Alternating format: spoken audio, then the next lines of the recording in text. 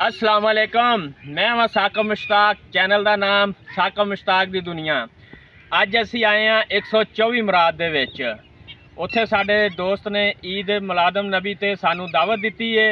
हुण तुहानू उत्थों दा जाके पूरा माहौल विखावांगे। इस वक्त बारिश भी हो रही है, ऐ तुसी वेख रहे हो सारे बारिश का ही पानी खड़ा है लागे पासे। ऐ सारा चेक करवाओ जी, बारिश का ही पानी खड़ा है। सैलाब आया है इधर, काफ़ी सारिया लोगों दी फसलां भी खराब हो गई ने।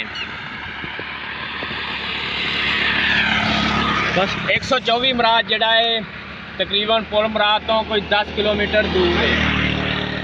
इथों डारा वाला शहर वो तकरीबन 15 किलोमीटर दूर है। चिश्तियाँ जिहड़ा वो भी तकरीबन 20 किलोमीटर बनता है।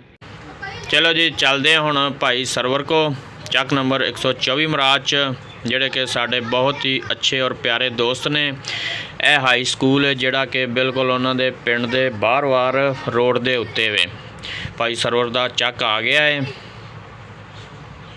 असी सरवर भाई दे घर दे बिल्कुल करीब पहुँच गए सी, जिथे बहुत ज़्यादा रश सी। ये रश इस वजह ते सी कि 12 रबी अल अव्वल दे इस मुबारक मौके ते सरवर भाई ने बहुत एक बड़ा एहतमाम किया होया सी लंगर दा, जिहदे विच दूर दराज दे पिंडां दे विचों काफ़ी सारे लोग आए हुए सीगे।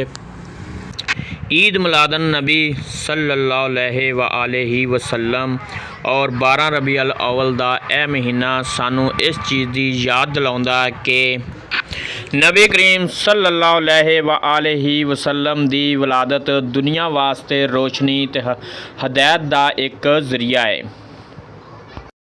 नबी पाक सल्लल्लाहु अलैहि वसल्लम दे दसे होए तौर तरीके दे मुताबिक असी ज़िंदगी गुजारीए। लो जी असी हुण भाई सरवर को दरवाज़ा खिलाया कॉल करके, उन्होंने फिर सानू अंदर बुलाया जिथे के लोग माशाल्लाह खाना खा रहे सी। बड़ा अच्छा एहतमाम किया होया सीगा। भाई सरवर ने बहुत ही अच्छा एहतमाम किया होया सीगा। तंबू कनातां सारियां चटाइयां वगैरह थल्ले विछाइयां होइयां सी। बहुत ही प्यारा ते साफ सुथरा माहौल सी। लोग सुकून नाल बैठ के लंगर खा रहे सीगे। इंतजामिया परातां लैके आए हुए मेहमानां दे दरम्यान तुरे फिरदे सी और कह रहे सी कि जिन्नी किसी नूं भुख आ उन्ना खाना साडे कोल लै लैना है ते खाना जिहड़ा है बिल्कुल ज़ाया नहीं करना। ए भाई सरवर ने हुण इन्हां नाल भी अगर ये फ्री ने तो असी इन्हां नाल भी थोड़ी बहुती गल करांगे। भाई सरवर माशाल्लाह बड़ा हजूम है जी। ईद मिलाद नबी दा जी। अच्छा माशाल्लाह जी। ਉਹਦੇ ਵਾਸਤੇ ਇਸਤਮਾਮ ਕੀਤਾ ਚਾਵਲਾਂ ਦਾ, अच्छा ਮਿੱਠਿਆਂ ਦਾ, ਨਮਕੀਨ ਦਾ। ठीक ਸਾਰੇ ਭਰਾਵਾਂ ਨੂੰ ਦਾਵਤ ਦਿੱਤੀ ਆ ਕਿ ਆ ਕੇ ਖਾਣ। अच्छा ये माशाल्लाह किन्ने क बंदे होणगे जी हुण? ਇਹ ਦੂਜੀ ਸ਼ਿਫਟ ਚੱਲ ਰਹੀ ਹੈ। ਪਹਿਲੀ ਦੇ ਵਿੱਚ ਤਕਰੀਬਨ 300 ਸੀਗਾ ਬੰਦਾ। अच्छा दूसरी चल रही है। ਹਾਂ ਦੂਸਰੀ ਚੱਲ ਰਹੀ ਹੈ। ਇਹਦੇ ਵਿੱਚ ਵੀ ਤਕਰੀਬਨ ਹੁਣ 3 ਸਾਢੇ। और भाई ये कितनी देर तक इंतज़ाम चलता है? ਇਹ ਜਾਤੇ ਹੀ ਚਾਵਲ ਦਾ ਖਤਮ ਹੋ ਜਾ ਜਾਤੇ ਬੰਦੇ ਨਾਲ। अच्छा जिन्नी तक बंदे आउंदे गए तुसीं खिलाई जाना है। ਜਾਣਾ ਹੈ। ये हर साल करदे हो? ਹਰ ਸਾਲ ਹੀ ਮਸਲਾ। अच्छा तकरीबन किन्नियां क देगां बनाउंदे हो? ਇਹ 25 ਦੇ ਗਾਂ ਹੈ। अच्छा माशाल्लाह जी, अल्लाह पाक कबूल करे जी। ਆਮੀਨ ਜੀ। ਇਹ ਕਾਸ਼ਫ ਭਾਈ ਖੜੇ ਨੇ ਤੇ ਇਹਨਾਂ ਨੂੰ ਵੀ ਪੁੱਛਦੇ ਆ ਕਿ ਤੁਹਾਨੂੰ ਮਾਹੌਲ ਕਿਸ ਤਰ੍ਹਾਂ ਦਾ ਲੱਗ ਰਿਹਾ ਈਦ ਮਿਲਾਦੁਨ ਨਬੀ। अस्सलाम वालेकुम काशिफ भाई। वालेकुम अस्सलाम। काशिफ भाई तुसी ईद मिलादुन नबी ते आए हो, हाँ जी। ते सारा माहौल किस तरह का लग रहा? जी माशाल्लाह बहुत अच्छा इंतजाम किया हुआ। देखो इतने बच्चे बूढ़े जवान सारे जो है ना खा रहे हैं। हाँ बिल्कुल जी। अच्छा तुसी ते अहले हदीस नाल तल्लक रखते हो ते तुसी इन्हां चीज़ां नूं मनदे हो या नहीं? तो देखो जी चलता सारा कुछ ही चलता जी। हाँ जी बड़ी मेहरबानी जी, तुसी भी आए हो। काशिफ भाई नाल गल की माशाल्लाह बड़े खुश नज़र आ रहे सी तो उन्होंने ये सारा माहौल भी बहुत अच्छा लग रहा सीगा। वो कह रहे सी कि इत्थे छोटे वड्डे बच्चे सारे खाना खा रहे ने और ये सारे इन्हों दुआवां ही देणगे। बहुत सारे आए हुए मेहमान बाहर भी खड़े सीगे ते अंदर जिथे एहतमाम किया गया सी उत्थे जगह पहले ही फुल सीगी।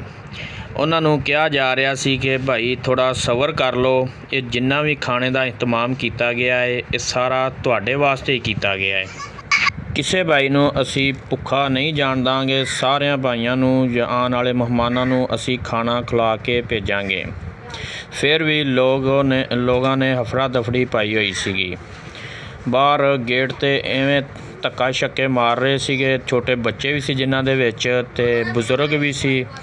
ਇਹਨਾਂ ਨੂੰ ਰੋਕਿਆ ਕਿ ਯਾਰ ਇਹ ਕੰਮ ਠੀਕ ਨਹੀਂ ਹੈਗਾ, ਤੁਸੀਂ ਸਾਰੇ ਬੰਦੇ ਆਰਾਮ ਨਾਲ ਖਲੋ ਜਾਓ ਤੇ ਇਨਸ਼ਾਅੱਲਾ ਤੁਹਾਨੂੰ ਸਾਰਿਆਂ ਨੂੰ ਖਾਣਾ ਖਿਲਾ ਕੇ ਭੇਜਾਂਗੇ। ਇਹ ਉਹ ਸ਼ਿਫਟ ਹੈ ਜਿਨ੍ਹਾਂ ਨੇ ਖਾਣਾ ਖਾ ਲਿਆ ਹੈ, ਇਹ ਹੁਣ ਬਾਹਰ ਜਾਣਗੇ ਤੇ ਫਿਰ ਦੂਸਰੇ ਜਿਹੜੇ ਆ ਅੰਦਰ ਆਉਣਗੇ।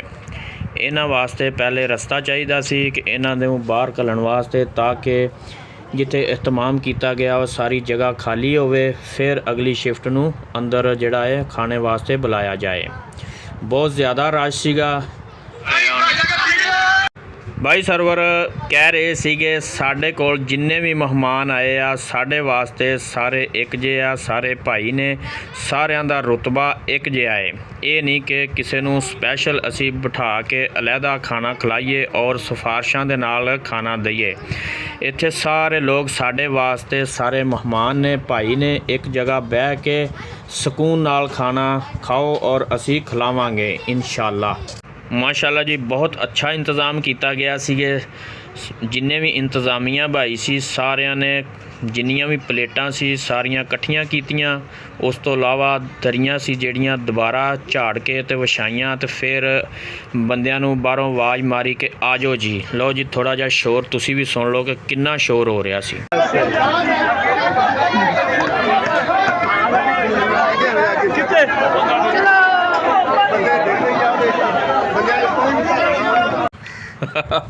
ਲਓ ਭਾਈ ਤੁਸੀਂ ਵੀ ਸ਼ੋਰ ਸੁਣ ਲਿਆ ਕਿ ਸ਼ੋਰ ਕਿੰਨਾ ਹੋ ਰਿਹਾ। ਭਾਈ ਸਰਵਰ ਉਹਨਾਂ ਨੂੰ ਬਾਰ-ਬਾਰ ਇਹੀ ਤਕੀਦ ਕਰ ਰਹੇ ਸੀ ਕਿ ਇਹ ਸਫਾਂ ਵਿਛੀਆਂ ਹੋਈਆਂ, ਜਾ ਕੇ ਜਗ੍ਹਾ ਤੇ ਬਹਿ ਜਾਓ, ਲਾਈਨਾਂ ਬਣਾ ਲਓ ਤੇ ਸਾਰਿਆਂ ਭਾਈਆਂ ਨੂੰ, ਤਾਂ ਕਿ ਅਸੀਂ ਖਾਣਾ ਦਈਏ।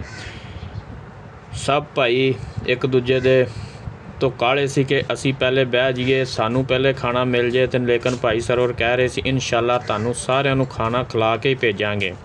ਭਾਈ ਸਰਵਰ ਸਾਰੇ ਆਉਣ ਵਾਲੇ ਮਹਿਮਾਨਾਂ ਨੂੰ ਵੈਲਕਮ ਵੀ ਕਰੀ ਜਾ ਰਹੇ ਸੀ, ਜਿਹਦੇ ਵਿੱਚ ਬੁੱਢੇ ਵੀ ਸੀ, ਨੌਜਵਾਨ ਵੀ ਸੀ, ਬੱਚੇ ਵੀ ਸੀ ਤੇ ਛੋਟੀਆਂ ਬੱਚੀਆਂ ਵੀ ਸੀ। ਮਾਸ਼ਾਅੱਲਾ ਤੁਸੀਂ ਵੇਖ ਰਹੇ ਹੋ ਕਿ ਮਾਸ਼ਾਅੱਲਾ ਬਹੁਤ ਜ਼ਿਆਦਾ ਹਜੂਮ ਹੈ। ਸਭ ਭਾਈ ਇਨਸ਼ਾਅੱਲਾ ਸਕੂਨ ਨਾਲ ਬਹਿ ਕੇ ਖਾਣਾ ਖਾ ਕੇ ਜਾਣਗੇ। ਅੱਛਾ ਯਾਰ ਮੇਰੀ ਗੁਜ਼ਾਰਿਸ਼ ਇਹਨਾਂ ਆਉਣ ਵਾਲੇ ਮਹਿਮਾਨਾਂ ਵਾਸਤੇ ਆ ਕਿ ਤੁਸੀਂ ਵੀ ਇੰਤਜ਼ਾਮੀਆਂ ਨਾਲ ਤਾਵਨ ਕਰਿਆ ਕਰੋ, ਇੱਕ ਦੂਜੇ ਨੂੰ ਧੱਕੇ ਛੱਕੇ ਨਾ ਮਾਰਿਆ ਕਰੋ, ਸਬਰ ਦਾ ਮੁਜ਼ਾਹਰਾ ਕਰਿਆ ਕਰੋ, ਤਾਂ ਕਿ ਕਿਸੇ ਦੀ ਦਿਲ ਆਜ਼ਾਰੀ ਨਾ ਹੋਵੇ। ਭਾਈ ਸਰਵਰ ਨੇ ਇਹ ਖਾਣਾ ਤੁਹਾਡੇ ਵਾਸਤੇ ਬਣਾਇਆ ਵਾ ਤੇ ਤੁਹਾਡੇ ਵਾਸਤੇ ਇੰਤਜ਼ਾਮ ਕੀਤਾ। ਖਾਣੇ ਦਾ ਇਹਤਮਾਮ ਵੀ ਮਾਸ਼ਾਅੱਲਾ ਖੁੱਲ੍ਹਾ ਕਰਦੇ ਨੇ, ਯਾਨੀ ਕਿ ਉਹਨਾਂ ਨੂੰ ਪਤਾ ਕਿ ਹਰ ਸਾਲ ਕਰਦੇ ਆ। ਉਹਨਾਂ ਨੂੰ ਇੱਕ ਤਜਰਬਾ ਔਰ ਅੰਦਾਜ਼ਾ ਹੋ ਗਿਆ ਕਿ ਸਾਡੇ ਕੋਲ ਕਿੰਨੇ ਸਾਰੇ ਲੋਕ ਆਉਂਦੇ ਆ। ਸ਼ੁਰੂ ਹੋ ਗਈ ਹੈ ਹੁਣ, ਇਸ ਤੋਂ ਬਾਅਦ ਇੱਕ ਵਾਰੀ ਲੱਗਦਾ ਐਂਡ ਦੇ ਬਾਹਰ ਨਹੀਂ ਅਜੇ ਬਾਹਰ ਬੰਦੇ ਬਹੁਤ ਆ ਜਾਣੇ। ਅੱਛਾ ਯਾਨੀ ਜਮਾ ਫਿਰ ਹੋ ਜਾਣੇ ਜਾਂਦੇ ਇਹਨਾਂ ਨੇ। ਦੁਆ ਹੈ ਕਿ ਅੱਲਾਹ ਪਾਕ ਜਿੰਨਾ ਵੀ ਭਾਈ ਸਰਵਰ ਨੇ ਇਹਤਮਾਮ ਕੀਤਾ ਕਬੂਲ ਕਰੇ, ਇਹਨਾਂ ਦੀਆਂ ਖਵਾਹਿਸ਼ਾਤ ਜੋ ਵੀ ਹੈ ਅੱਲਾਹ ਪਾਕ ਪੂਰੀਆਂ ਕਰੇ। ਅੱਲਾਹ ਪਾਕ ਸਾਨੂੰ ਵੀ ਇਸ ਤਰ੍ਹਾਂ ਵਸੀ ਲੰਗਰ ਤਕਸੀਮ ਕਰਨ ਦੀ ਤੌਫੀਕ ਦੇ। ਆਮੀਨ। ਹੱਸਦੇ ਰਹੋ, ਵਸਦੇ ਰਹੋ, ਖੁਸ਼ ਰਹੋ ਤੇ ਚੈਨਲ ਸਬਸਕ੍ਰਾਈਬ ਕਰਦੇ ਰਹੋ।